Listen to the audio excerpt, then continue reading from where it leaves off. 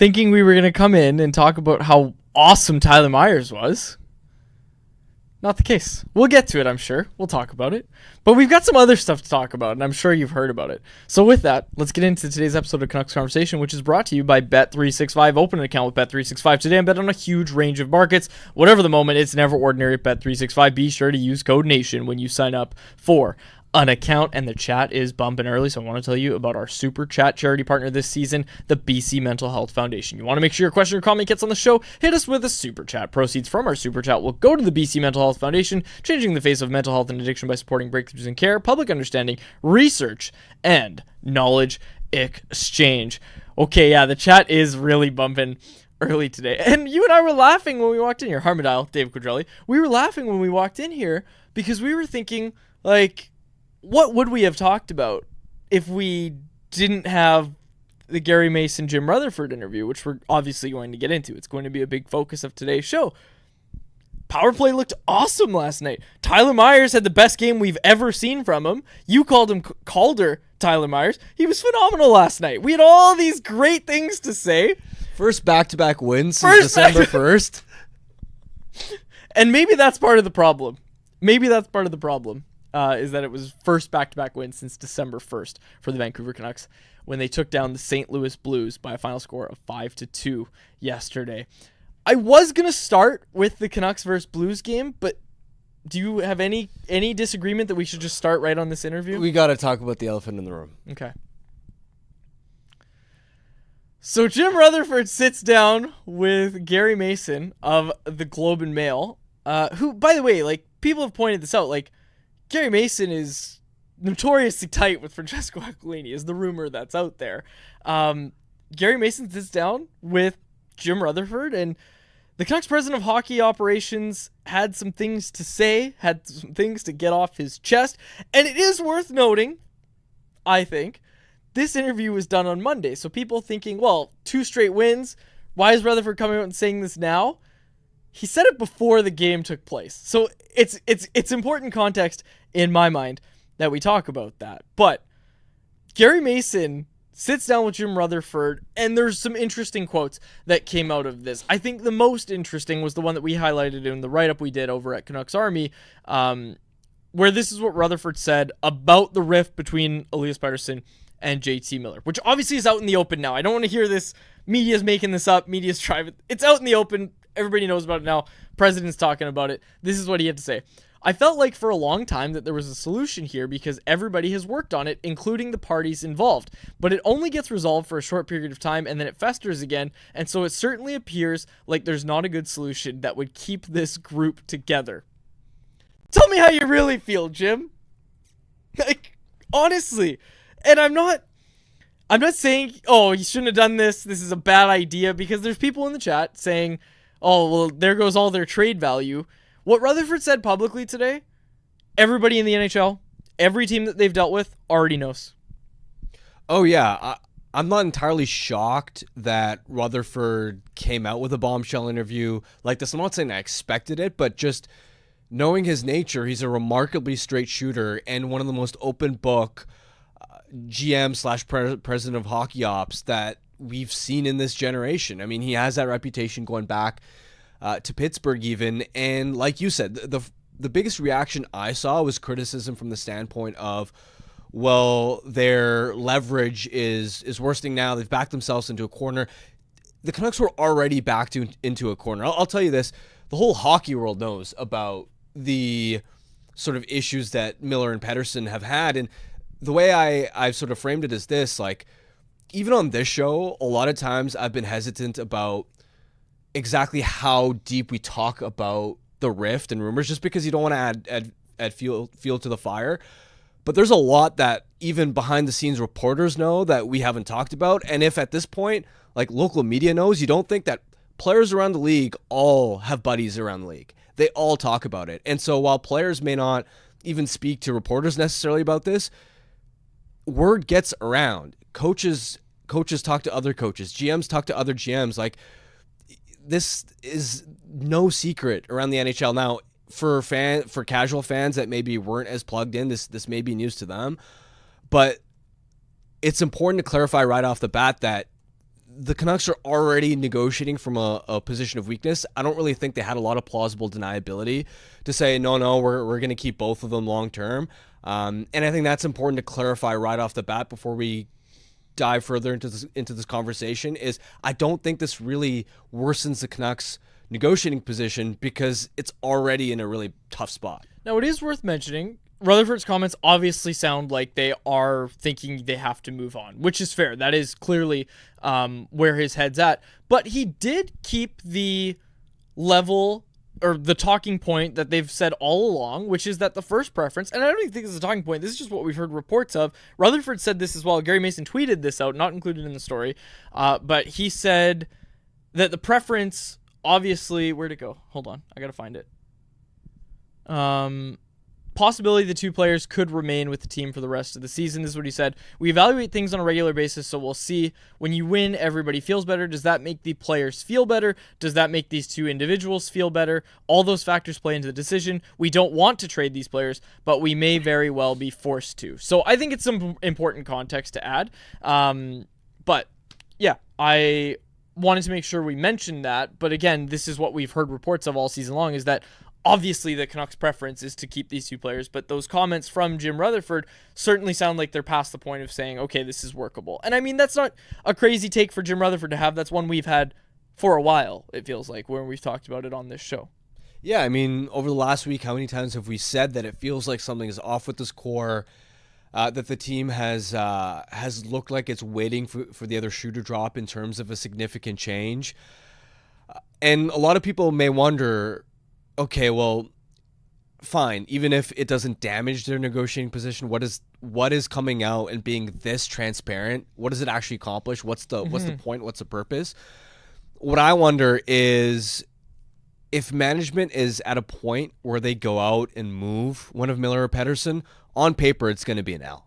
Yeah, it's not going to be this stellar return.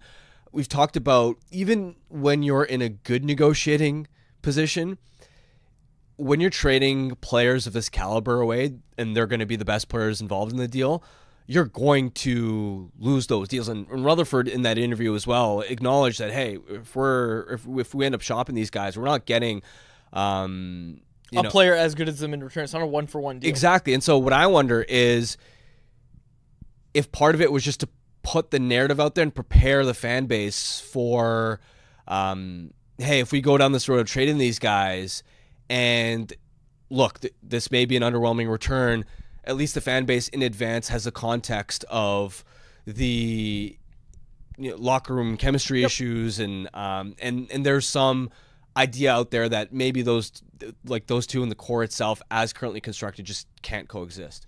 Yeah, absolutely. And that is important to add. And when you see something like this, you always wonder, even when you see reports, right? Even if it's not coming directly from Rutherford, as obviously this one is, you always wonder, okay, who wants this out there? Where did this maybe come from? Obviously, we know this came from Rutherford, but why does he want it out there?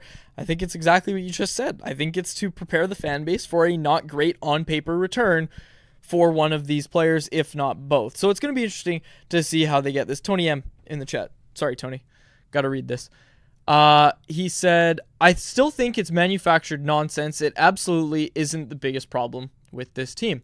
Jim Rutherford asked the same question about team chemistry, if it has affected the room. His answer was, yes, it has when it comes to if it's affected the team. He said, when you don't have chemistry, it's hard to be that consistent team because there's too much going on in the room for everybody to concentrate on what they're supposed to do. I'm sorry. We can put up with the idea that all media likes to stir things up, but this is the president of hockey operations who has a better pulse on the room than any of us. You, me, you, anybody. He has the best pulse in this room than anybody that talks about this story, and he's the one coming out and saying, not only has it affected the team, but it's becoming a problem, and it is a problem, and it's something they need to figure out now. Like, I'm sorry, these are the facts. This is the president of hockey operations giving us these quotes. We're just relaying them. We're not sitting here trying to stir things up. I want to talk about Tyler Myers and the Canucks power play, which looked dynamite last night. We have to talk about it. Well, and this is the point, right? Is I don't think fans can go out there and really, like, this whole idea that the media is solely responsible for this, and it's the media's fault. Look at how much noise and distraction they create. Like, this front office is responsible for so much of the noise and distraction around the team. It isn't just this interview where instead of talking about 2 straight wins, we're now sort of dissecting this interview. It's also like the Alvin interview with IMAC, where he acknowledged the possibility that they may shop Paterson, and where he was very critical of not just Petey, but a lot of Vancouver Star players had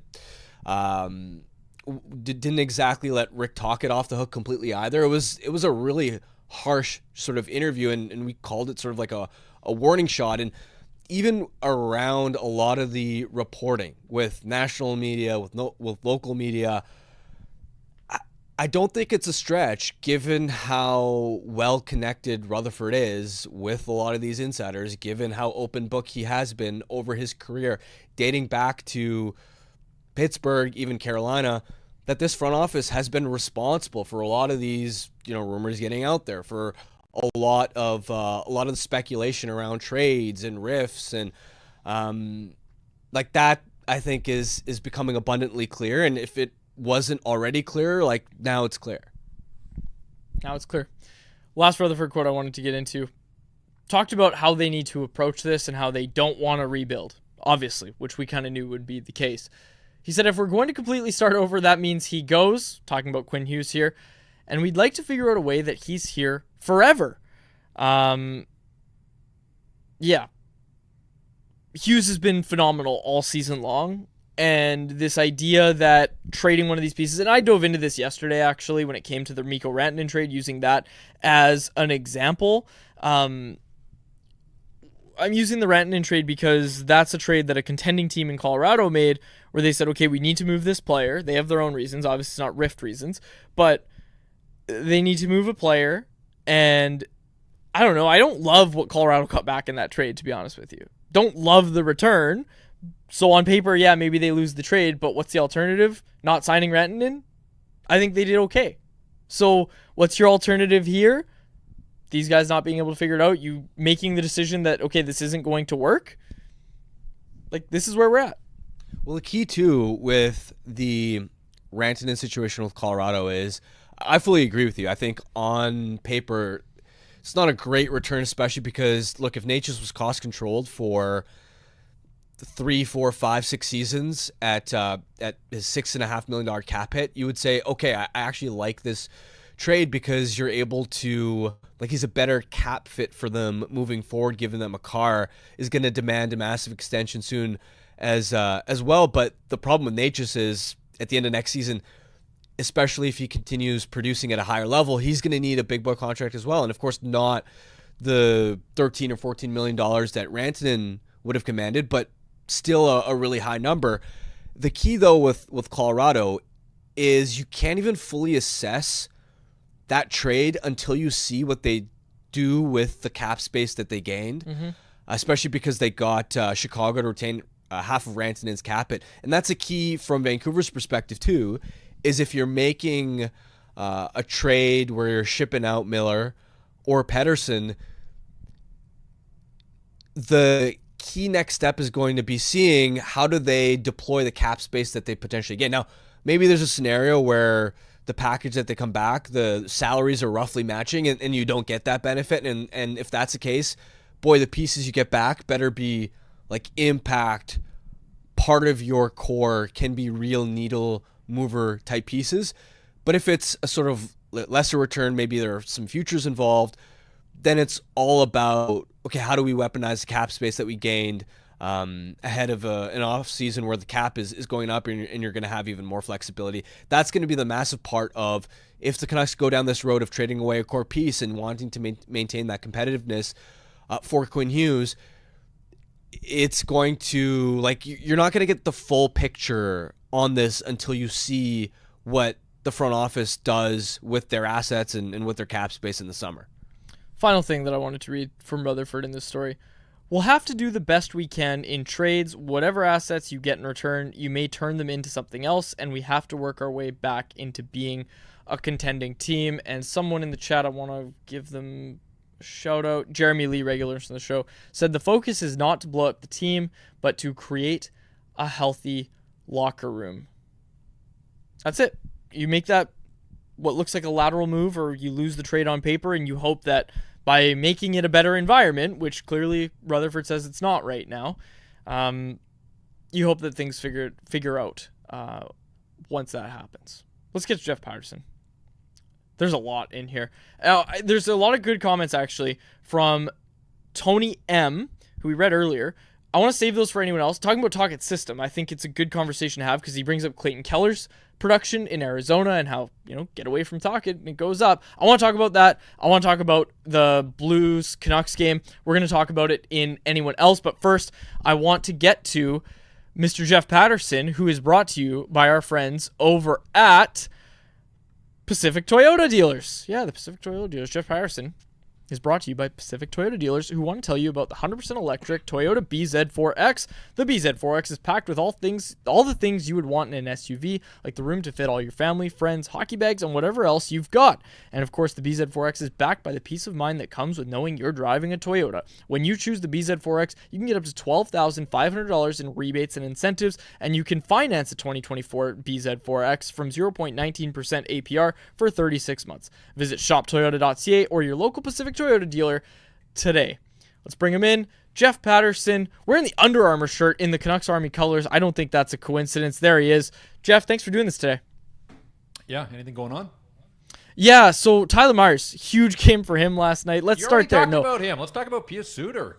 Yes, Suter the shooter. Great goal from him. Jeff, let's talk about Jim Rutherford. If you're okay with it, I'd like to start there. Just your reaction to the quotes in the Globe and Mail today. Yeah, there's so many layers and levels that we could come at this from. Look, Jim can't help himself, obviously. Like, he's been sitting on the sideline. He's been remarkably quiet for far too long. I don't think we've really heard from him since his appearance on After Hours, one of the December games.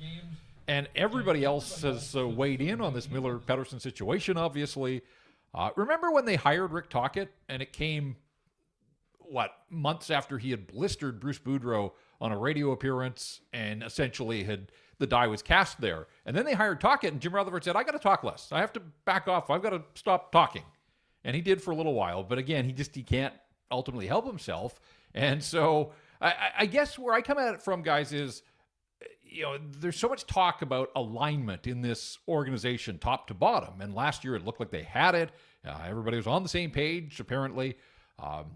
But it was a week ago that Patrick Allvin stepped in front of the microphones, told us he believed in the core, that the adversity in the first half was behind them, that he looked forward to a big second half of the season, that the defense could defend, and that ultimately, when I pushed him, he believed that this is a playoff team.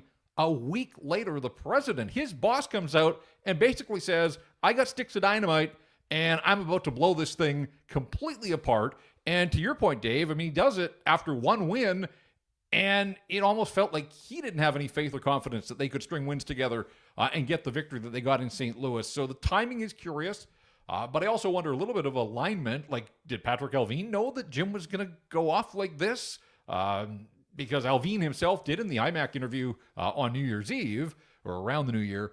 And so it just, I don't know. It just doesn't feel like there's any alignment in this organization right now, where it was fully aligned last year, and obviously there was proof on the ice. And so, look, a fascinating read, good for Gary Mason, who, by the way, and I'm a fair bit older than you guys. I was on the beat when Gary was a columnist for the Vancouver Sun. Gary used to be fully immersed in the Canucks world. He writes for the Globe and Mail, has sort of moved on to the political side, but sometimes, and we see this, sometimes a bit of an outsider, and I say that with all due respect to Gary, just because he's not hands-on with the hockey club. Sometimes those guys are able to wade back into a familiar spot and extract just exceptional material. I don't know what kind of relationship, if any, that he has with Jim Rutherford, but man, he got Jim to open up. And so, it is all there. And I'm glad you brought up the point, Dave, that for the doubters, and I still saw them in my mentions, people thought that this was some sort of media construct. in the words of the man at the top of the food chain, the president of hockey operations, he is now on the record saying this is a thing, and it's a thing that absolutely is causing problems with the remainder of the roster for the Vancouver Canucks. J-Pat, over the last couple months, it feels like the Canucks are in the headlines every day for non-hockey reasons, whether it's a rift or trade rumors. It seems like there's something new every day, and the noise and distractions just don't seem to stop. Now, of course, Vancouver is the type of market where there is going to be a lot of media attention. If maybe these circumstances play out in let's say, Columbus, there just naturally isn't going to be as much interest. But from our vantage point, it also feels like the organization hasn't done itself a lot of favors as far as just fanning the flames. When you look back at all the noise around this team over the last couple of months, how do you look at the way the organization has handled this from a PR perspective? And ultimately, what's your perception of it all? Yeah, look, I've seen a fair bit today. People are saying, like, all right, we're past the point of why can't these two just hug it out and get on with it? That this is clearly a gap that cannot be bridged, that it's an untenable situation, right or wrong. There's no path forward with the two of them as, amiable coworkers. So Jim Rutherford basically has laid that out there. But I do think it's fair to ask then, how did we get to this point? And, Bruce Boudreau is now making the rounds saying, like, when he was hired, he was made aware. So this goes back to the Travis Green days when he was the head coach.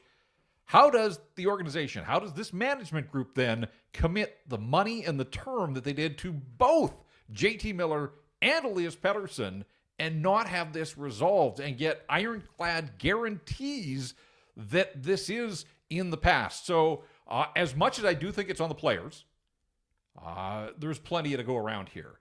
And days like today, I'm not sure that it's handled as well as it possibly can be. But at the same time, as a media guy, I mean, we love this. We do. We want people to be candid and open and honest and give us this kind of material that we have to work with. So, I'm not going to dump on Jim Rutherford for doing it, but I do think that it does bring the spotlight back onto him and Patrick Elvine and the coaching staff. And there's just enough people there.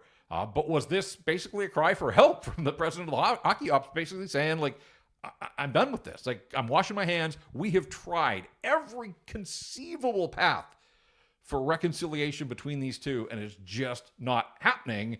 And, man, we've all watched these guys all season.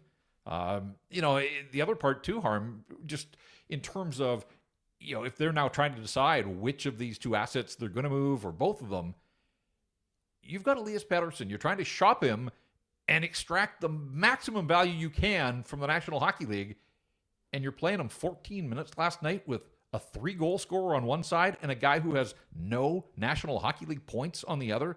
Elias Pettersson had one shift in the final 7 minutes of the hockey game, whether they're trying to lock down their second consecutive win for the first time in 6 weeks.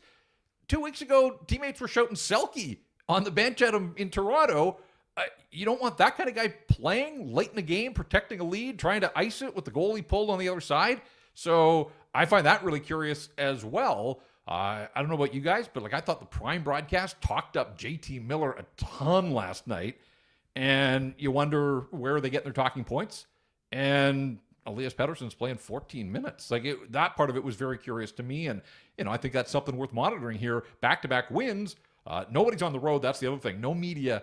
Local media, can you imagine the gold mine you would have had if you had the locker room to yourself to try and get some reaction to this story? But there is no local media on this road trip. So guess what that's going to mean when they come back home, and the first home game on Sunday, post game on Sunday, is going to be a zoo because that's probably going to be the first time that we have access to any or all these players. We'll see if they're still on the roster by then.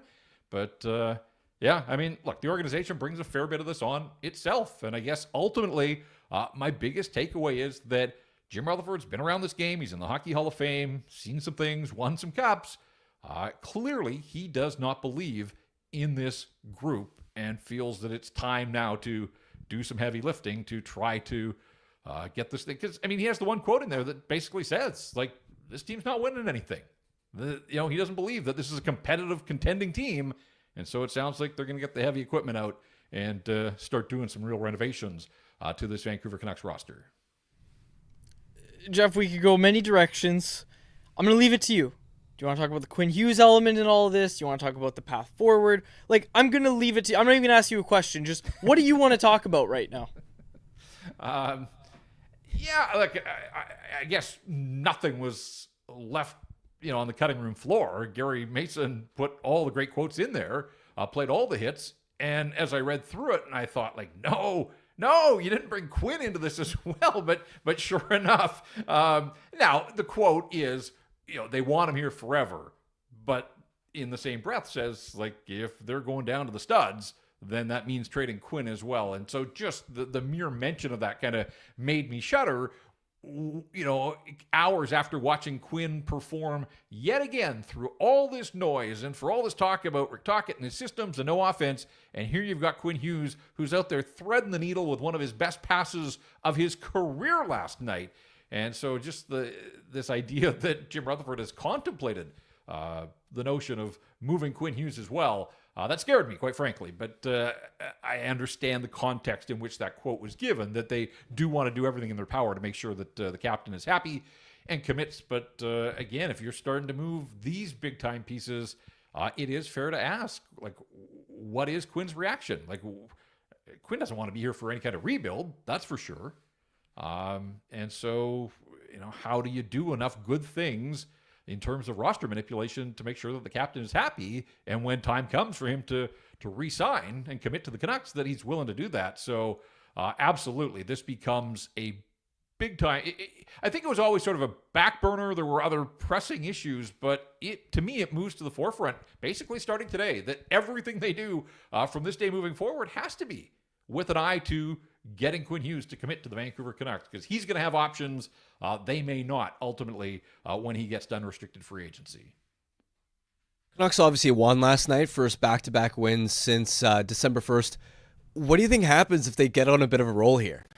Now, maybe that's me being a little bit too optimistic, but a couple of strong performances in a row, and not just picking up the wins, but looking legitimately good in the process. Now, they've shown these flashes in the past before, so can't get too far ahead of ourselves. But if they do get on a bit of a roll, would you view that as just, this is kind of just a dead cat bounce and you're still anticipating management to kind of blow this core up? Or do you think there is a world where if they start winning a bunch of games before the Four Nations break, that maybe the conversation and narrative starts to shift, and maybe we're not talking about selling these guys and blowing up the core anymore? Well, I'm surprised your buddy there on the couch hasn't mentioned that they're 2-0 with DPD in the lineup. So thought that we would get that one right off the top of the program. Look, Harm, 2 Saturdays in a row, they've been that close to pulling off a massive trade for one of these pieces. I think they're way too far down the road that, if they string 3 wins together for the first time since the California road trip, what does that accomplish in the grand scheme? Even if they push the win streak to 4 or 5, they're still going to be around the playoff bar. I think, again, I go back to Rutherford's quotes, that he doesn't view this as any sort of contending team. And he's not at a point where he wants to rebuild, but he was brought in to get this team to the highest heights. And it was fun last year, but ultimately it was round 2.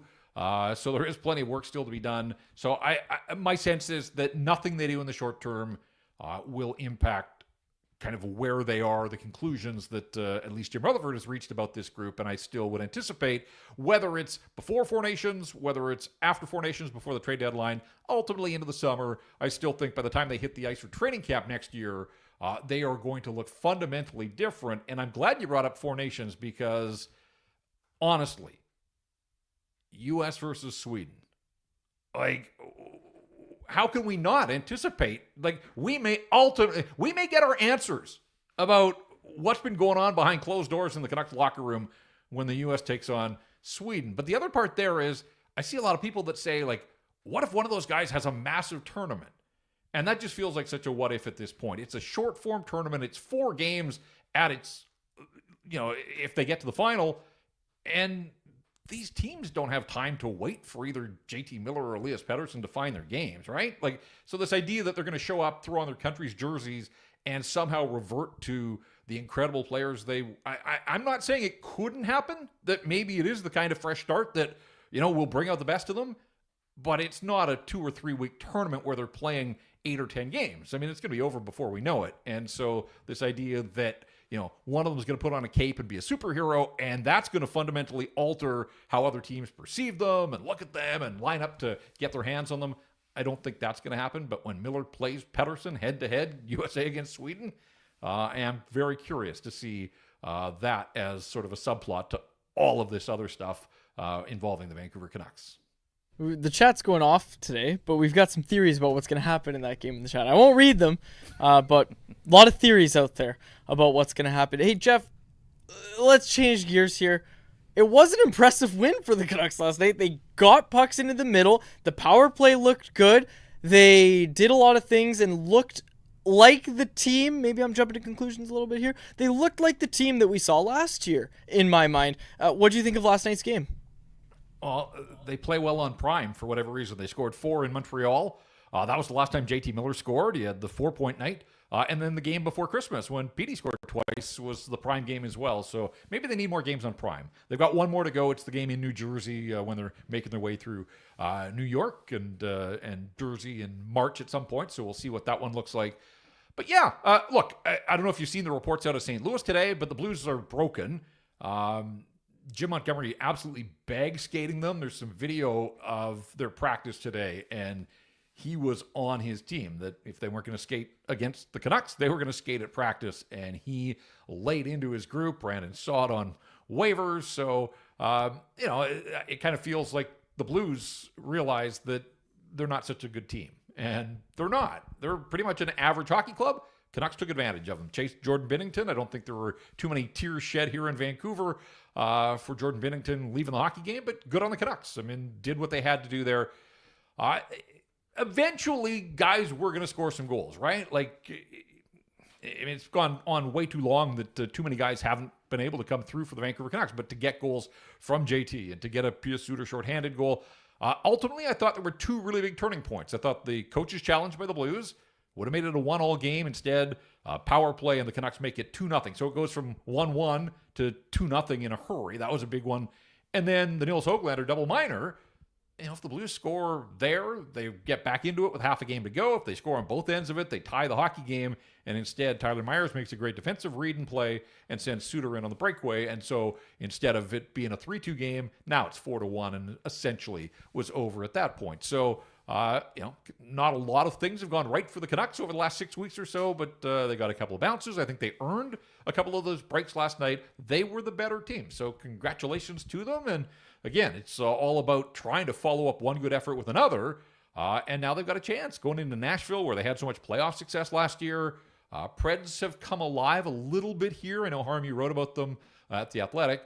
Yes, they're 29th in the league, but I think they're 7-3 in their last 10 games, and Philip Forsberg is going off right now. He's one of the top scorers in the month of January. So if you look at the standings and you see the Predators, but the Preds have beaten the Canucks twice already this season. So this one's not a freebie, not by any stretch of the imagination, and ultimately, let's see how the Canucks react to this latest twist and turn in what has been a season full of them as they hit the ice at Bridgestone Arena tomorrow night. I love the idea that being outworked and losing to the Canucks is the breaking point for the Blues season, where they're like, got to bag skate these guys, got to put a big name veteran on waivers. That is really funny.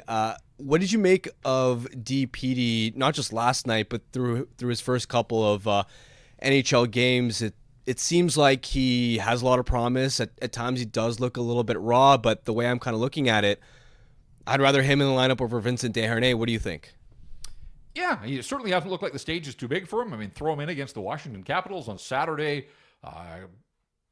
and looked fine. Now, he only played 10 minutes, and he didn't play the final 9 minutes of the third period where they were trying to lock it down. So, that's not a huge surprise. I think it wasn't a huge surprise either that they debuted him at home where they could at least dictate matchups and shelter him, and I thought they did a decent job. But out on the road, he looked right at home. And so, unfortunate bounce off his shin pad there on the Parayko goal, but nobody's going to hold that against him. And ultimately, he's been part of 2 wins, so I think that probably is good just for his psyche and confidence and all those types of things, knowing that he can step in and help this hockey club. I'm fascinated to see how this all goes, because they bring up Atu Ratu earlier today. That gets them back to 23 on the roster, and Dakota Joshua is still on IR. So if they're going to activate him, somebody has to get sent down. And we'll see, because at the end of the week, DPD is Abbotsford's representative for the AHL All-Star weekend in Palm Springs. He has earned that opportunity. Now, the one thing that I think would would have a guy thinking, okay, I don't mind if I don't get to go to the AHL All-Star game, is that I'm in the NHL and I'm playing in the best league in the world and I'm collecting NHL paychecks. But at the same time, if he's only paying 10 minutes, again, for his development and just to give him his flowers, he's earned this opportunity. I do wonder if they send him back, but there's 6 games between now and the Four Nations face-off. I'm with you, Arm. I mean, that's as good, I think, as we've seen the deployment of the Canucks defense all season long. Hughes and Hronek split up. Tyler Myers had arguably his best game of the season.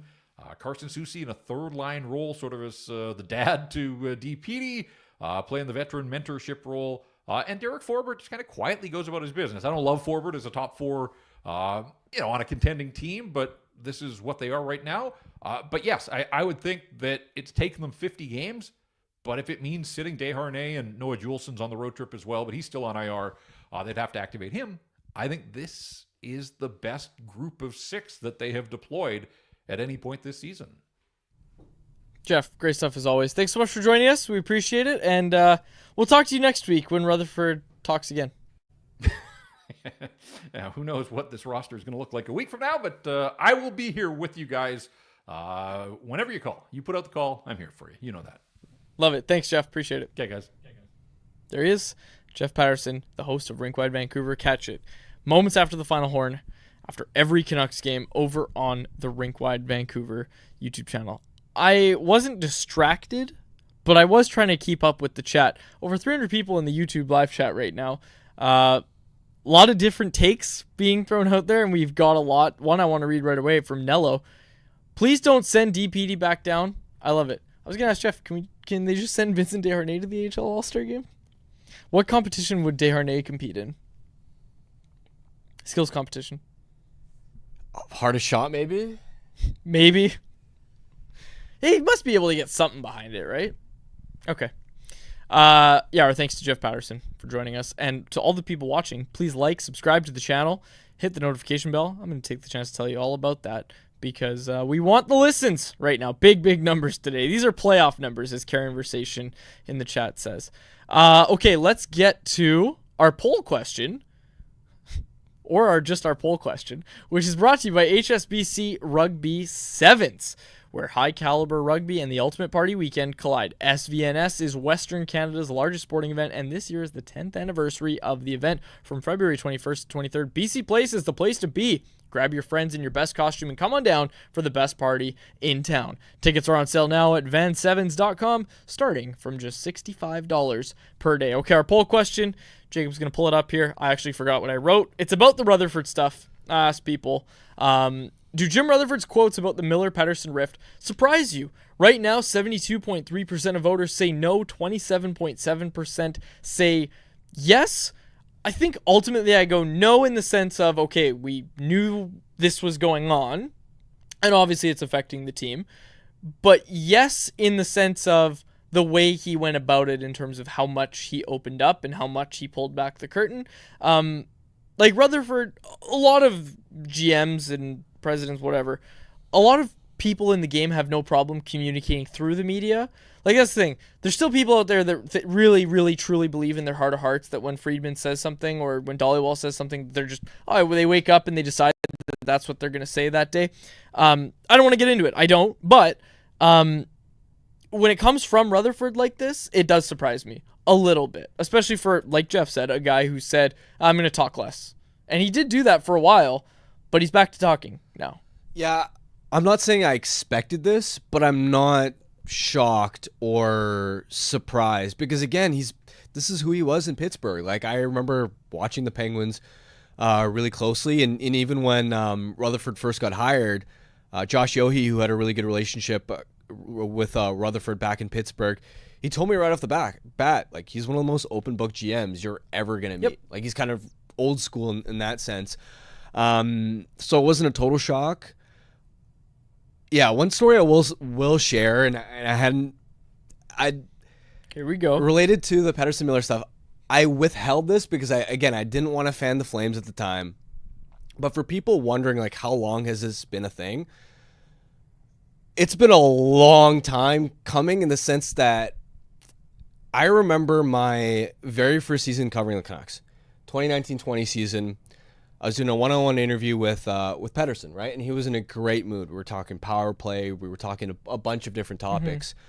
And I remember asking him, because I'd noticed in practice they were working on the power play, and Miller was very vocal. He was sort of leading the group on, I don't know what he was saying, but he was just very vocal, pointing guys in different spots.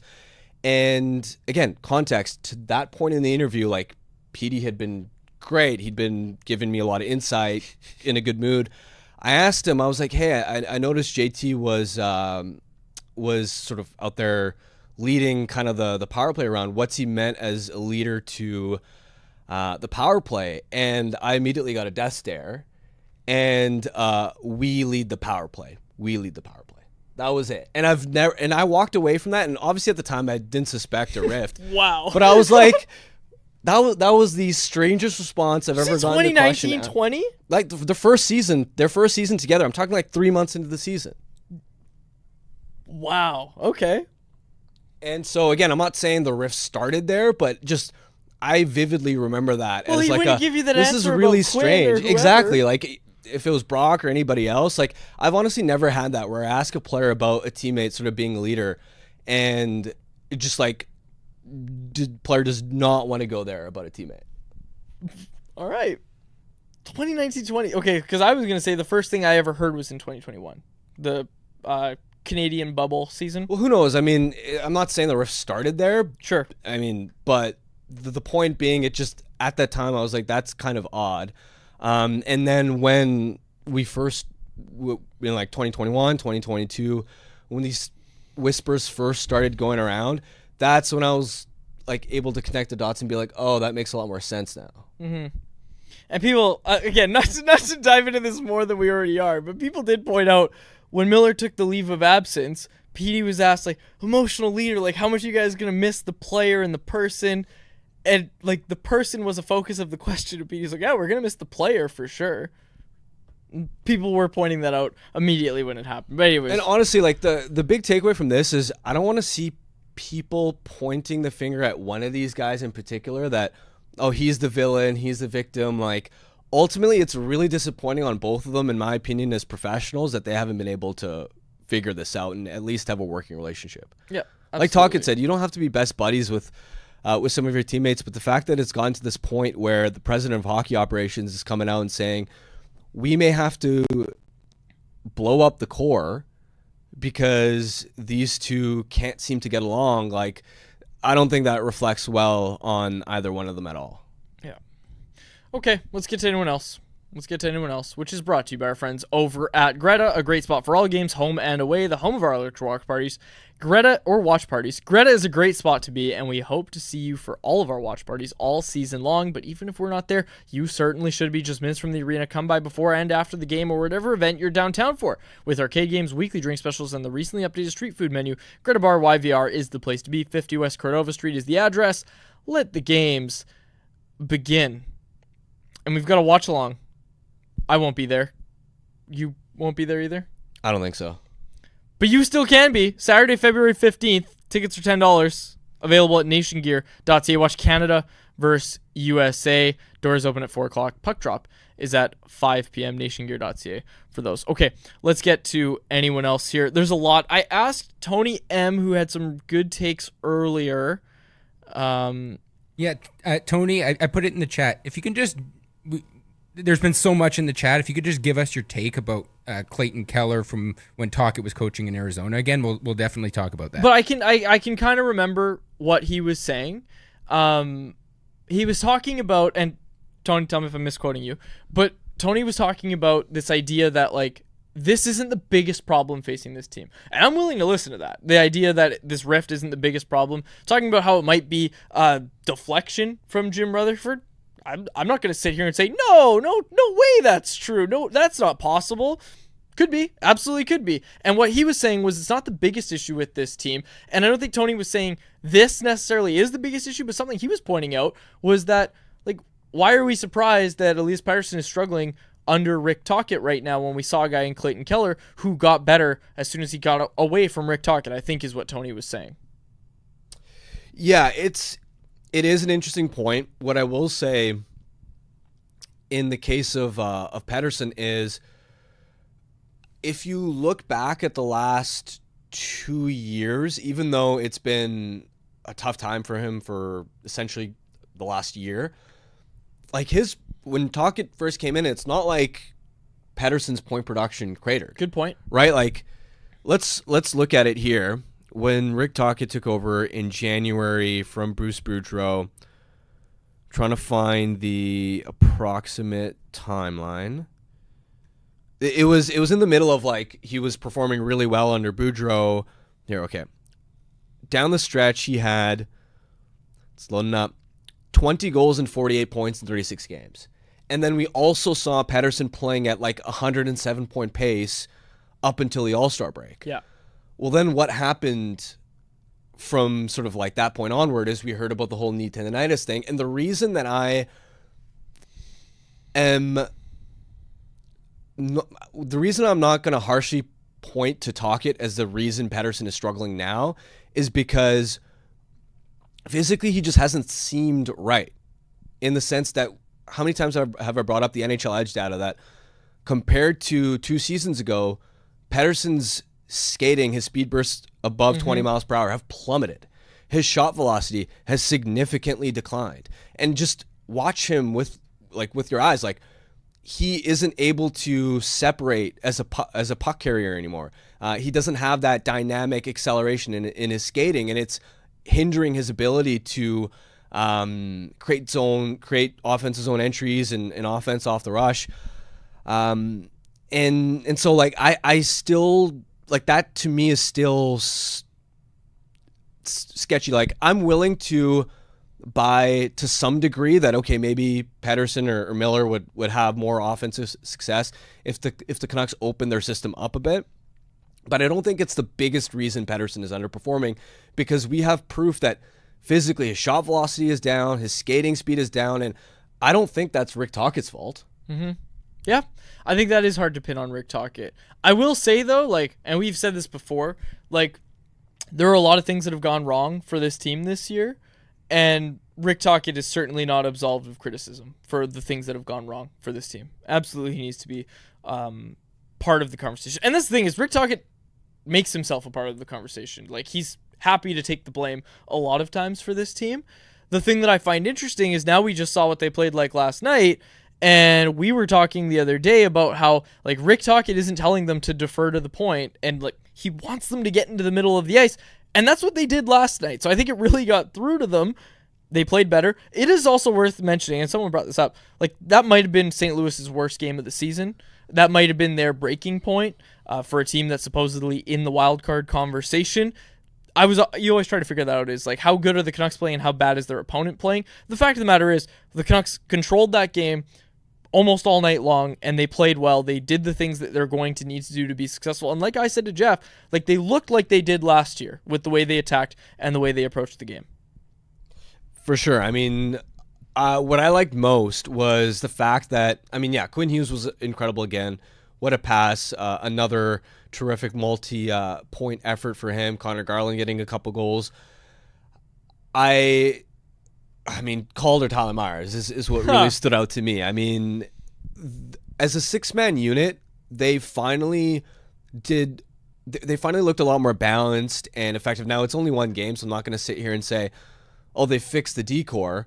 But with Myers finding success next to Quinn, it allowed Hronek to drive his own pair. And when you look at the underlying numbers, Forbert and Hronek, I don't think they were on the ice for a single high danger chance against a 5-on-5. Now, is Forbert Hronek a great second pair on paper for a contending team? No, it's not. You still, if you had contention aspirations, you would need an upgrade there in the top four. But Myers having success at least gives you the opportunity to give Hronek an opportunity to drive his own pair. And Susie and Paterson together, they were about break even in most play controlling metrics as well. It was one of the few times this year where the bottom four wasn't an absolute disaster. There's the bar. And when we talk about the bar, we talk about Elias Pettersson, who I've liked through these games. And I do want to see him stay. That was something else someone said in the chat earlier. I want to keep going on this conversation because there's a lot of conversation right now about JT Miller or Elias Paterson if you have to trade one. We've talked about this before. I know we have a lot of new listeners, a lot of very, very pro Miller people in the chat right now. So maybe they'll be upset to hear that both of us agree that you're probably best trading the 32-year-old rather than the 26-year-old who we've seen at his best is a 100-point-plus center. Yeah, it really just comes down to age. And like, I get it. Patterson at 11.6, he is more expensive than Miller, but I just feel like the window you'd be locking yourself into if you trade Patterson away and you're turning to JT as you're going to have to be the best forward for any sort of contention window is limited. And let's not forget, like, JT has, ever since he got to Vancouver, alternated between an elite season and then like a very good season, but not at an elite level where you can depend on him as, let's say, the best forward. And then 2021.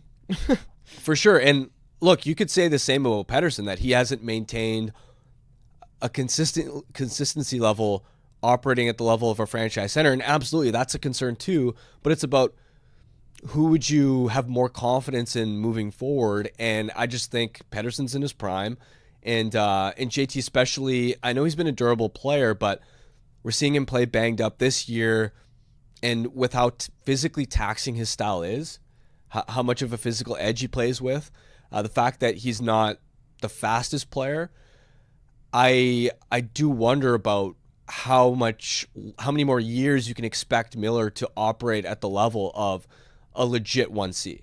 Yeah, absolutely. And I mean, I don't think we need to talk about this for too long because I think most people get it, but like, there's a reason that the Canucks are being asked to retain on JT Miller and they're getting legit trade packages for Elias Pettersson. We heard it was going to be similar to what the Avs ended up getting for Mikko Rantanen, if not more. So, yeah, I mean, we don't really need to get into it, but I understand the frustration. Here's the take I can get behind is, where'd it go? Kevin Smeltzer Music. He said trade both of them. I'm not going to sit here and say, no, don't trade Patterson. I'm just saying if you're looking at it and saying we got to trade one of these guys, I am trading Miller before I am trading Patterson. But if you also come out and say, no, we're going to trade both, okay, no problem. And Tony M with a good point that, yeah, maybe trading in season is an awful idea. Do your restructuring in the off season if they look like they can at least make the playoffs. So, again, I think this comes down to Rutherford and the team has to assess where this team is at right now and how it actually is in that locker room. We don't know the same level they do. Just assess and figure out what your best path forward is. If you can wait to the offseason, great. If you can't, then I understand. Like, I understand why Rutherford does this interview today, prepares for a lackluster return on the trade. I get it. And I also understand the people that are saying addition by subtraction. When Miller was gone, the team did fine. Patterson played well. We're not going to go down that road, but like, I understand everybody's opinion on this is, I think, what I'm trying to get at. And I know maybe that's not exciting to say, but I get it. Like, someone's frustrated with Patterson? Yeah, absolutely. Okay, no problem. I understand where you're coming from as a fan and how it must make you feel watching that on a nightly basis. I get it. Did you want to get into this stuff from Cam Robinson? I don't know if you saw this tweet today. Cam Robinson reporting that he's hearing teams around the league are preparing for Brock Besser to be ready for a trade ahead of the trade deadline. Yeah, I'm not too surprised. It just hasn't felt like Patrick Allvin and Jim Rutherford, whenever they've been asked about Besser's contract situation, they've never given him really a massive endorsement. It's always sort of been like we're gonna wait and see and just sort of take things. We'll cross that bridge when we get there type of mentality. And with Besser too, the type of contract that he's going to demand, given the 40-goal year he had last year, I know he's been quiet lately, but on pace for another pretty productive season. The market's going to be pretty robust for him in free agency, and given the direction that the cap is going, you're looking at a big cap hit on a long-term deal. And I've just always wondered how confident is management going to feel about making that type of really big commitment to Brock. So I'm not totally surprised to hear those reports. Ultimately, we'll see though, right? Because Brock also really likes it here, and the deadline is really going to be also kind of a massive leverage point as far as contract negotiations. If Besser really wants to stay, and I'm not expecting him to given the state of the team, be in a position where he wants to take a significant hometown discount. But I mean, you can't completely rule out that possibility. So yeah, it seems like it's headed in the direction where Brock might get moved, but there are just so many moving parts that I don't think you can say anything with certainty right now. Yeah, absolutely. S Little Boston on Instagram said there is a lot of buzz in Boston around Besser. I haven't heard any of that, but I'm going to keep an eye on that. Thank you for the contribution. Who I'm assuming that person's coming from Boston. I'm assuming, but hey, maybe we'll see. And I've already made my take clear on this. I know we have a lot of new listeners today, so I feel like I have to reiterate the stuff that I say all the time. But yeah, I'm not extending Brock Besser right now. I've said it a few times. Yeah, I think it's just a simple way to put it is I'm not extending Brock Besser right now. Let's see. There's some more in the chat here. This one, where'd it go? Yeah, Brian Choi saying this. If Eric Tulsky wants your guys, you just don't trade them. No need to overcomplicate it. If Eric Tulsky's calling you about a player, don't trade him. I'm starting to get on board with that take. I said it yesterday, but if you haven't listened to it yet, the Eric Tulsky episode of The Sheet with Jeff Merrick is a phenomenal listen, and you should go listen to it. It's really interesting. Just to hear him kind of talk through the process of pulling off the blockbuster and everything else that he said as well. It's good stuff for Canucks fans as well to listen to. Harm, did you have anything else that you wanted to get to as I scroll through the chat?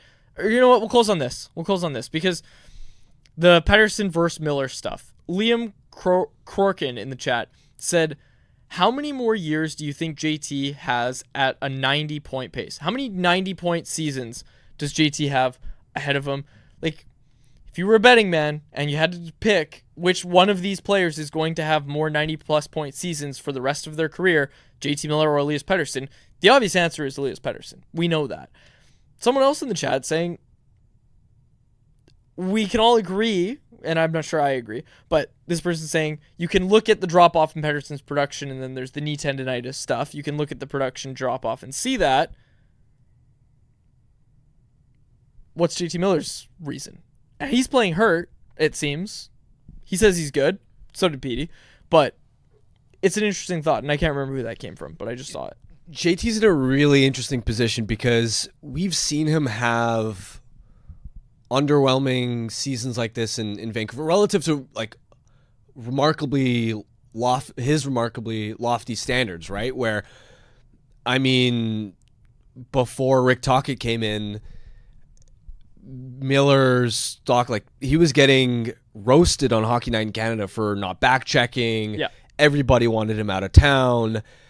We've seen him in the spot before, and then the following season, or I mean, in this case, it was when Rick Tocchet took over, he's able to bounce back and play at an elite level again. So I can see both possibilities, and I know that's not the fun answer because people want you to have a strong take one way or another, but the truth is both paths are realistic, where you could see a scenario where JT next season, maybe he's a little bit healthier and bounces back, because that's kind of been his his track record in Vancouver.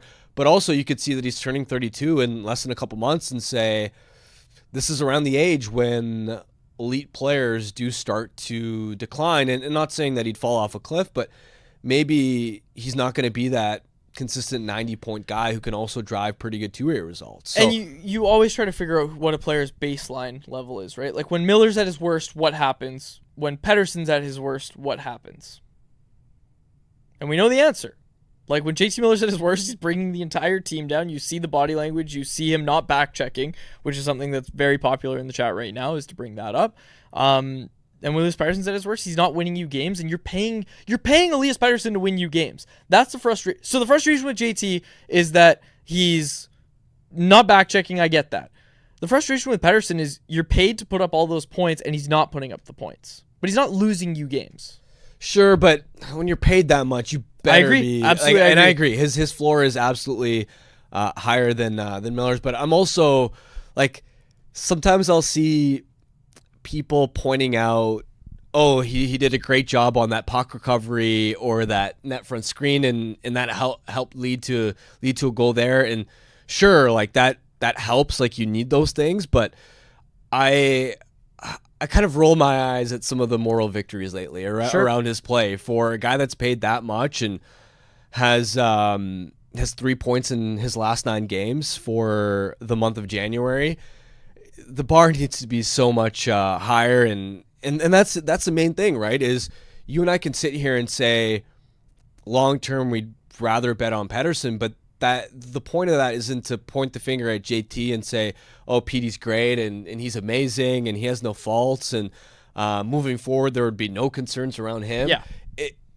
They're both underperforming. They both have been involved in this sort of feud. Neither one looks great at all right now, and that's why management's kind of cornered in a tough spot right now. Okay. Anything else you want to get in?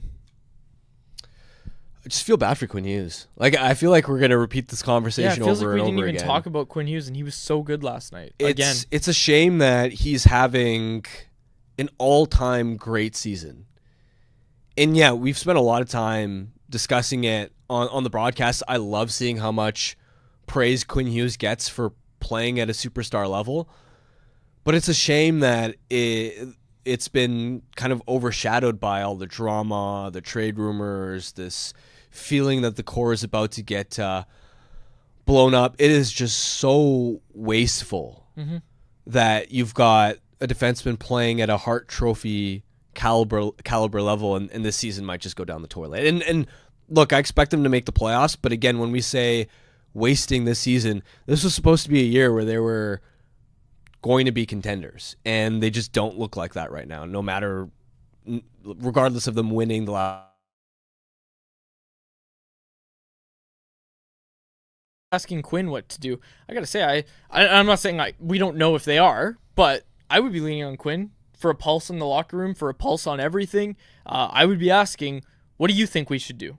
And I mean, Quinn's already doing enough, so I would make sure he's okay with me asking him that. If he doesn't want to be a part of that, no problem. But I would be asking Quinn Hughes what direction he would like to go and what he thinks. Rutherford, I'm sure, is well versed in that because he had Sidney Crosby in Pittsburgh. Yep, exactly. Who, similar to Crosby, I'm sure Quinn Hughes isn't just making demands for how he thinks the team should be run. Yep. But I'm sure Rutherford has a lot of respect for players at that superstar level and knows that those players mean everything to your organization and that their input should be taken into consideration. Okay. Conversation. It's sad that this is all distracting. This all is distracting us from the generational play from Quinn Hughes. He was nasty last night. Van_Biggie on Instagram said Canucks have every opportunity to retool the team with solid players in return as well as picks. Sure, Quinn doesn't want to rebuild, but I'm sure he would be happy to fix the locker room. Yeah, lots of takes, lots of interaction today, folks. We appreciate it. Let's get to our Bet365 bet of the day and get out of here for the day. We'll be back tomorrow, of course, to preview tomorrow's game. Okay, Harm, what do we like? What do we like? Also, I will point out, Quads, you lost your bet yesterday. You took the Devils as favorites, and they lost 4-2. Okay. That hurts. Let's see. Oh, even money. Oh, what do we like here, Harm? What do we like here? Okay. I gotta go with an underdog. but I'm on a bit of a skid right now. No, I got to go with an underdog.